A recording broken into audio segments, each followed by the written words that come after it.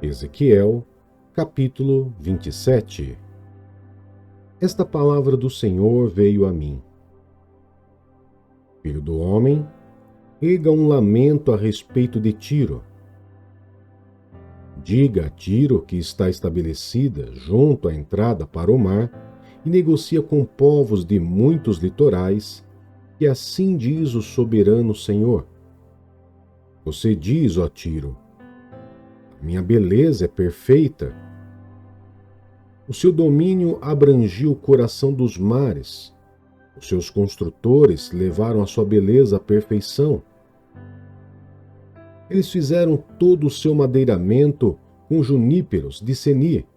Apanharam o cedro do Líbano para fazer a você um mastro.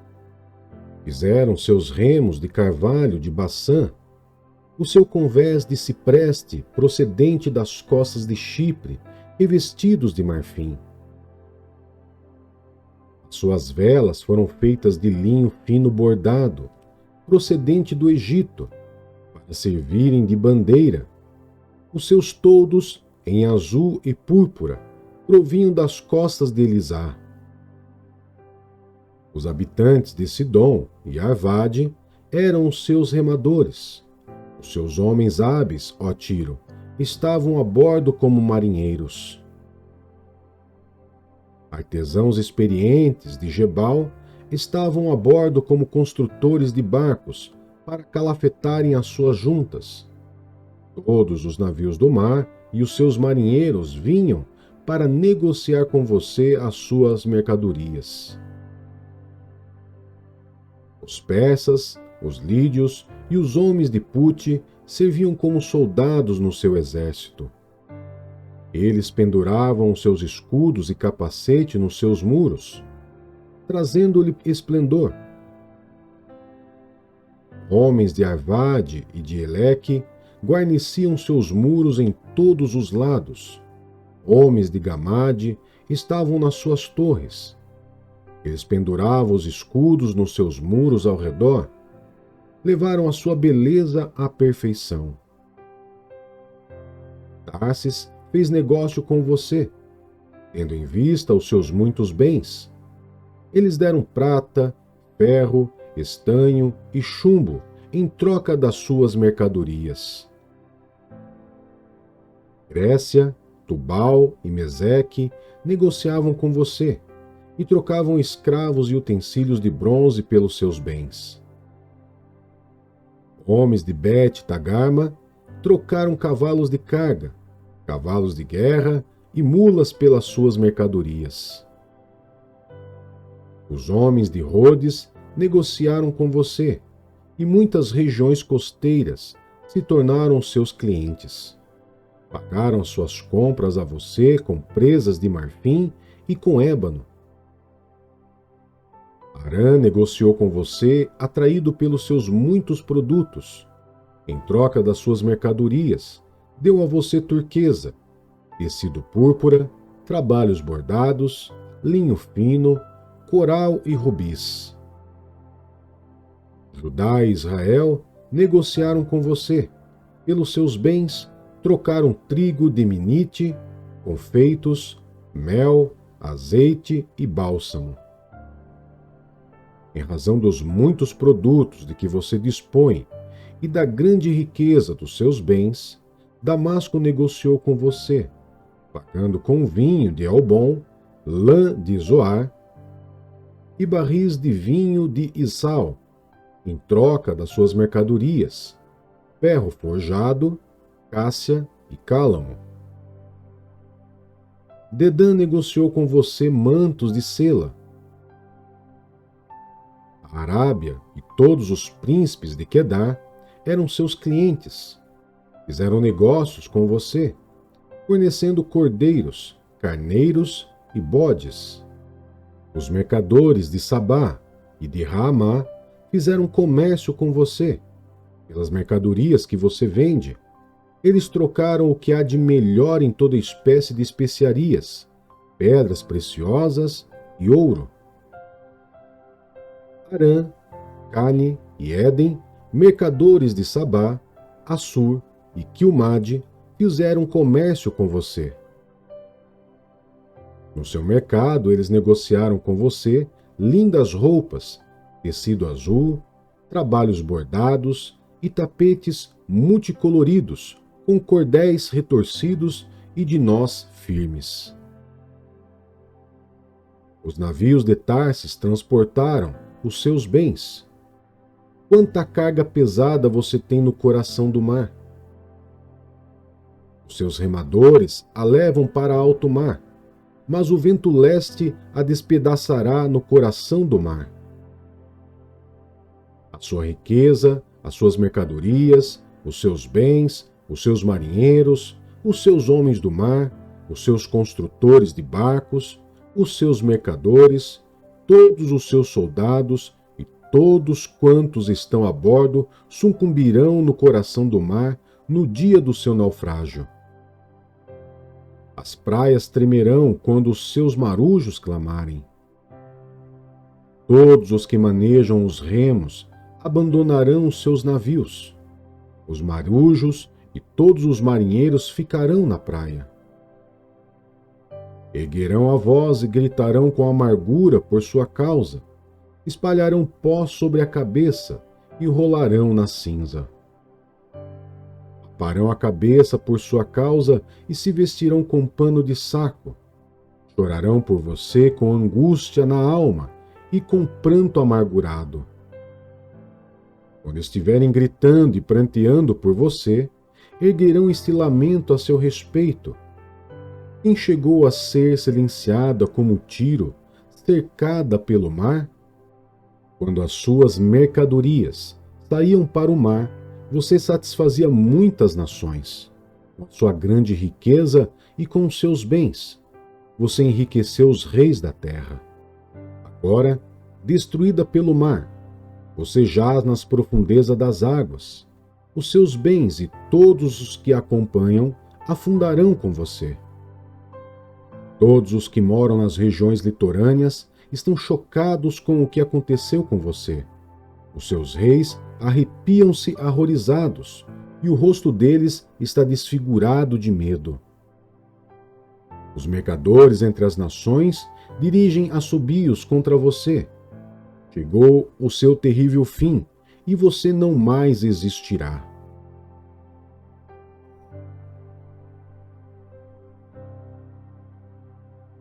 Segunda Samuel, capítulo 20.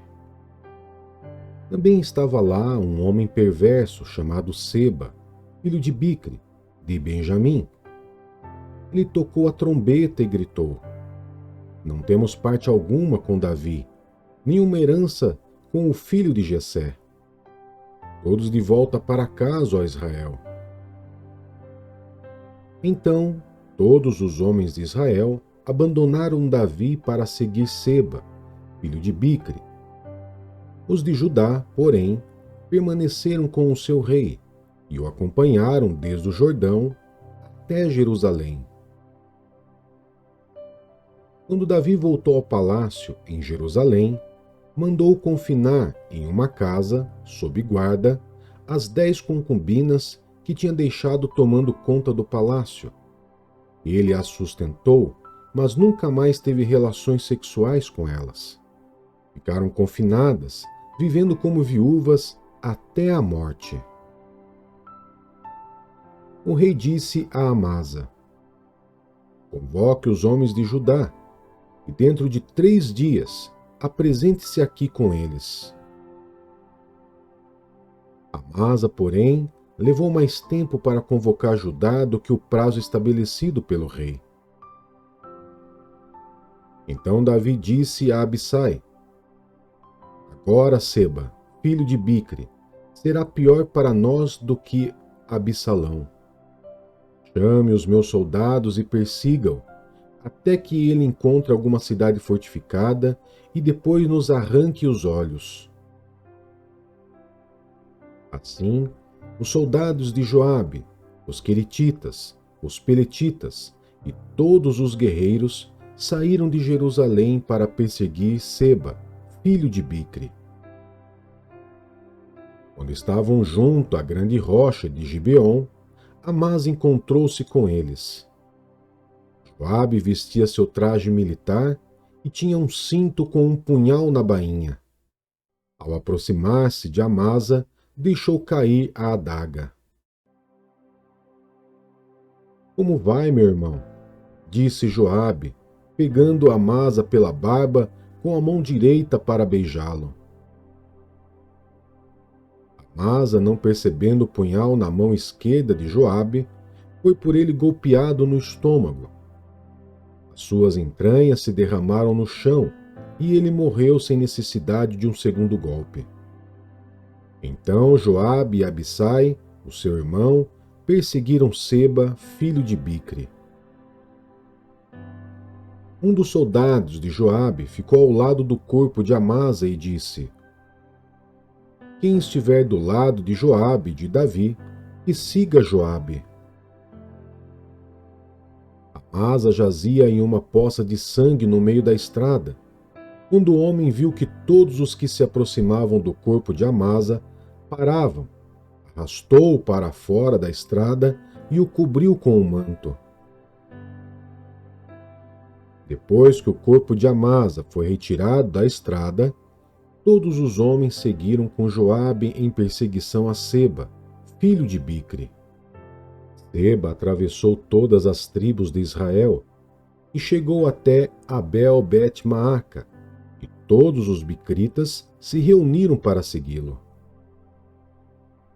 O exército de Joabe veio, cercou Seba em Abel-Bet-Maaca e construiu contra a cidade uma rampa que chegou até a muralha. Quando o exército de Joabe estava para derrubar o muro, uma mulher sábia gritou da cidade: ouçam, ouçam, digam a Joabe que vem aqui para que eu fale com ele. Quando ele se aproximou, a mulher perguntou: tu és Joabe? Ele respondeu: sim. Ela disse: ouve o que a tua serva tem para dizer-te. Estou ouvindo, disse ele. Ela prosseguiu: antigamente se dizia: peça conselho na cidade de Abel, e isso resolvia a questão. Nós somos pacíficos e fiéis em Israel. Tu procuras destruir uma cidade que é mãe em Israel. Por que queres arruinar a herança do Senhor? Joabe respondeu: longe de mim uma coisa dessa, longe de mim arruinar e destruir essa cidade. Não é esse o problema. Um homem chamado Seba, filho de Bicre, dos montes de Efraim, rebelou-se contra o rei Davi. Entreguem-me esse homem, e iremos embora. Muito bem, disse a mulher. A cabeça dele será lançada a ti do alto do muro. Então a mulher foi falar com todo o povo, dando o seu sábio conselho, e eles cortaram a cabeça de Seba, filho de Bicre, e a jogaram para Joabe. Ele tocou a trombeta, e os seus homens se dispersaram. Abandonaram o cerco da cidade, e cada um voltou para a sua casa. Joabe voltou para junto do rei em Jerusalém.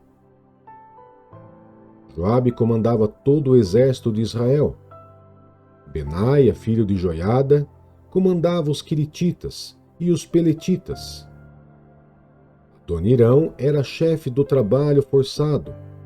Josafá, filho de Ailude, era secretário. Seva era escriba. Zadok e Abiatar eram sacerdotes. Ira, de Jair, era sacerdote de Davi.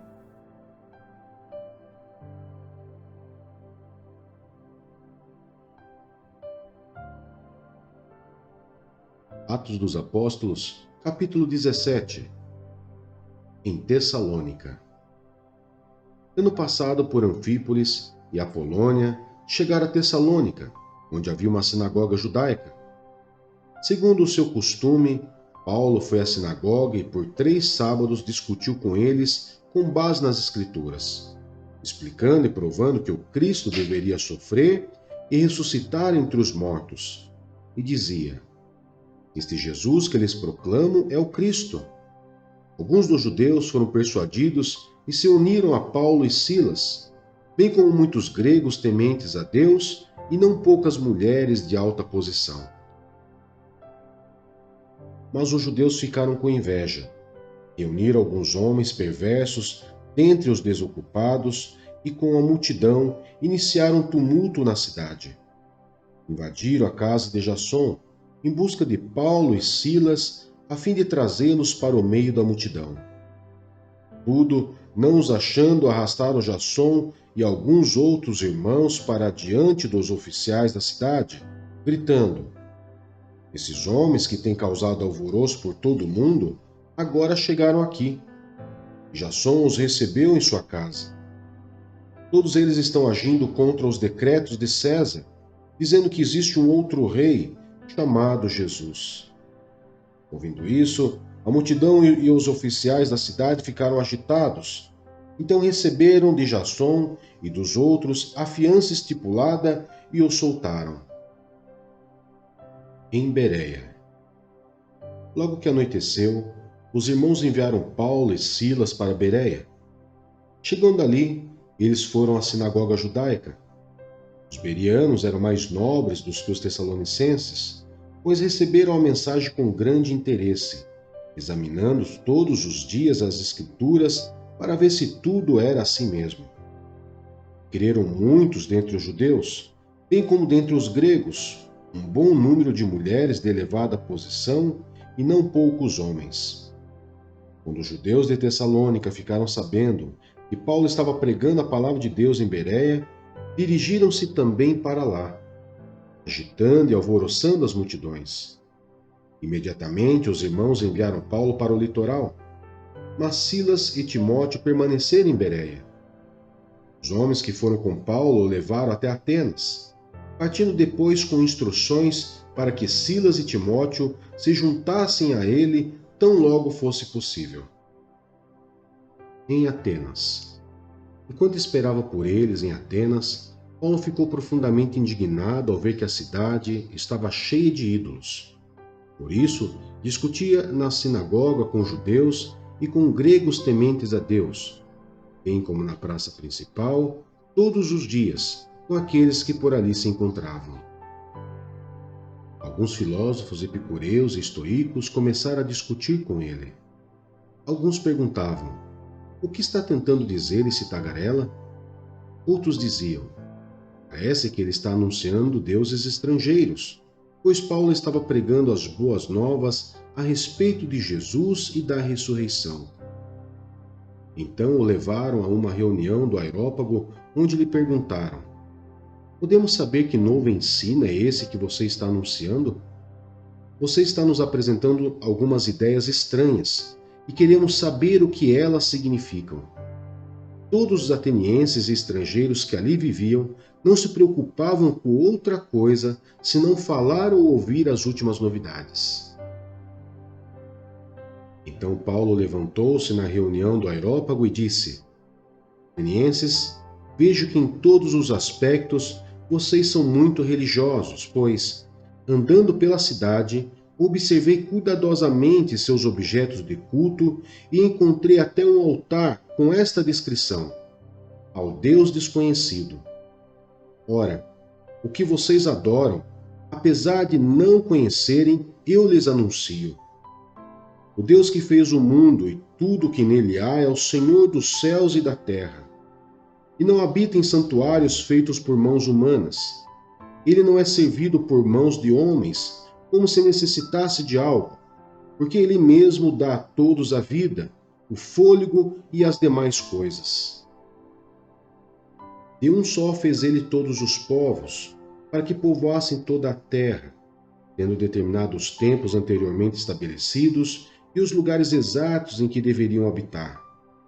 Deus fez isso para que os homens o buscassem e, talvez tateando, pudessem encontrá-lo, embora não esteja longe de cada um de nós. Pois nele vivemos, nos movemos e existimos, como disseram alguns dos poetas de vocês. Também somos descendência dele. Sim, visto que somos descendência de Deus, Não devemos pensar que a divindade é semelhante a uma escultura de ouro, prata ou pedra, feita pela arte ou imaginação do homem. No passado, Deus não levou em conta essa ignorância, mas agora ordena que todos em todo lugar se arrependam, pois estabeleceu um dia em que há de julgar o mundo com justiça, por meio do homem que designou, e deu provas disso a todos, ressuscitando dentre os mortos. Quando ouviram sobre a ressurreição dos mortos, alguns deles zombaram e outros disseram: a esse respeito, nós o ouviremos outra vez. Com isso, Paulo retirou-se do meio deles. Alguns homens juntaram-se a ele e creram. Entre eles estava Dionísio, membro do Areópago, e também uma mulher chamada Damares, e outros com eles.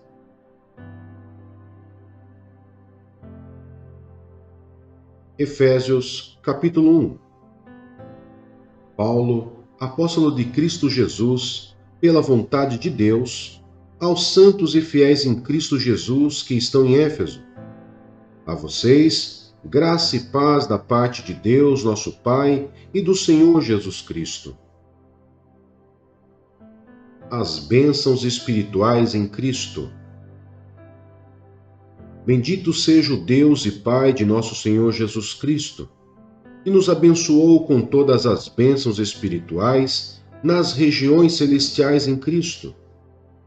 Porque Deus nos escolheu nele antes da criação do mundo, para sermos santos e irrepreensíveis em sua presença. Em amor nos predestinou para sermos adotados como filhos, por meio de Jesus Cristo, conforme o bom propósito da sua vontade, para o louvor da sua gloriosa graça, a qual nos deu gratuitamente no amado. Nele temos a redenção por meio de seu sangue, o perdão dos pecados, de acordo com as riquezas da graça de Deus, a qual ele derramou sobre nós com toda a sabedoria e entendimento, e nos revelou o mistério da sua vontade, de acordo com o seu bom propósito que ele estabeleceu em Cristo, isto é, de fazer convergir em Cristo todas as coisas celestiais ou terrenas, na dispensação da plenitude dos tempos. Nele fomos também escolhidos, tendo sido predestinados conforme o plano daquele que faz todas as coisas segundo o propósito da sua vontade, a fim de que nós, os que primeiro esperamos em Cristo, sejamos para o louvor da sua glória. Quando vocês ouviram e creram na palavra da verdade, o evangelho que os salvou, vocês foram selados em Cristo com o Espírito Santo da promessa, que é a garantia da nossa herança até a redenção daqueles que pertencem a Deus, para o louvor da sua glória. Ação de graças e oração. Por essa razão, desde que ouvi falar da fé que vocês têm no Senhor Jesus e do amor que demonstram para com todos os santos, não deixo de dar graças por vocês, mencionando-os em minhas orações. Peço que o Deus de nosso Senhor Jesus Cristo, o glorioso Pai, lhes dê espírito de sabedoria e de revelação, no pleno conhecimento dele. Oro também para que os olhos do coração de vocês sejam iluminados, a fim de que vocês conheçam a esperança para a qual ele os chamou, as riquezas da gloriosa herança dele nos santos e a incomparável grandeza do seu poder para conosco, os que cremos, conforme a atuação da sua poderosa força. Esse poder ele exerceu em Cristo, ressuscitando-o dos mortos e fazendo-o assentar-se à sua direita, nas regiões celestiais, muito acima de todo governo e autoridade, poder e domínio, e de todo nome que se possa mencionar, não apenas nesta era, mas também na que há de vir. Deus colocou todas as coisas debaixo de seus pés e o designou cabeça de todas as coisas para a Igreja, que é o seu corpo, a plenitude daquele que enche todas as coisas, em toda e qualquer circunstância.